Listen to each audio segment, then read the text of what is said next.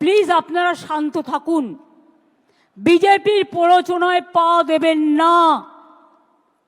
ইমামদের একটা role play করতে হবে।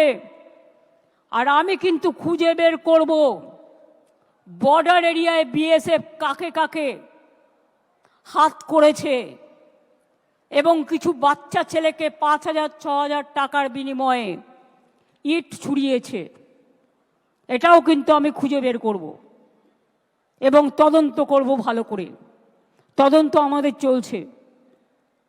আমার একটাই কোশ্চেন থাকবে, হোম মিনিস্ট্রিতে যারা খাইয়ে এনআইকে দিয়ে টুইট করিয়েছেন, যদি বাংলাদেশ সত্যি যাই হয়ে থাকে বাংলাদেশের লোক, আপনি কেন ঢুকতে দিলেন? বিএসএফ কেন ঢুকতে দিয়েছিল? আর আপনাদের বলবো, বাংলায় আন্দোলন করে লাভ নেই, আন্দোলনটা দিল্লিতে গিয়ে করুন।